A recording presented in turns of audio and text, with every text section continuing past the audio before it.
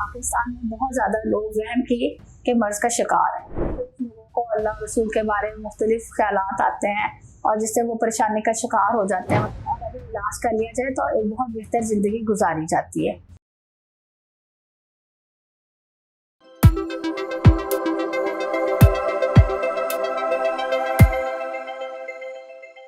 अस्सलाम वालेकुम, मेरा नाम डॉक्टर आयशा रशीद है। मैं प्रोफेसर ऑफ साइकेट्री हूँ फातिमा जिन्ना मेडिकल यूनिवर्सिटी और सर गंगाराम हॉस्पिटल में, और शाम को मैं न्याजी हॉस्पिटल जो कि अल्लाह गोल चक्कर जौहर टाउन में वाक़ है वहाँ पे प्रैक्टिस करती हूँ। आज हम एक बात करेंगे बड़े अहम मौजू पे, वो है वहम का मौजू।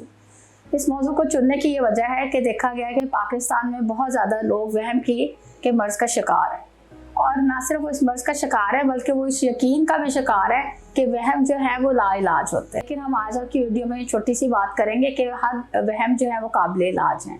हम अपनी ज़ुबान में वहम की बीमारी को ऑब्सेसिव कंपल्सिव डिसऑर्डर कहते हैं।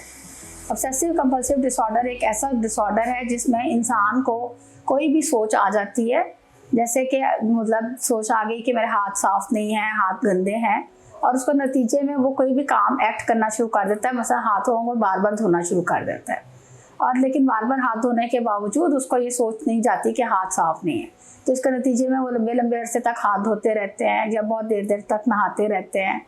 और अक्सर देखा गया है कि ऐसे बार बार लंबे अरसे तक नहाने से उनको काफ़ी सारी जल्द की मसले मसाइल हो जाते हैं, जल्द ड्राई हो जाती है, डैमेज हो जाती है। तो इसी तरह कुछ ओसीडी की बीमारियाँ ऐसी हैं जिसमें मुख्तलिफ लोगों को अल्लाह रसूल के बारे में मुख्तलिफ ख्यालात आते हैं और जिससे वो परेशानी का शिकार हो जाते हैं। मतलब उनको अल्लाह रसूल के बारे में वहम आना शुरू हो जाते हैं कि अल्लाह ताला है नहीं या रसूल पाक आखिरी नबी नहीं है।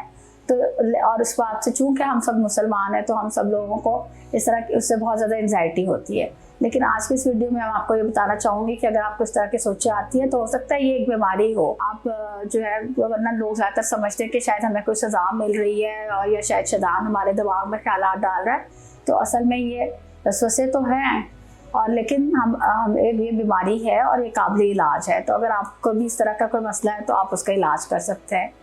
काफ़ी सारे लोगों को जो है वो और मुख्तलिफ ख्याल आ जाते हैं कि ख़ास तरीके से ही काम करना चाहिए, अगर ना किया तो वो सही नहीं होंगे, तो उस काम को बार बार उसी तरीके से करने की कोशिश करते रहते हैं और उस पर बहुत टाइम ज़ाया कर लेते हैं। तो ये छोटी छोटी सारी बीमारियां जो है वो वहम की बीमारियां हैं, और ये सारी काबिल इलाज हैं।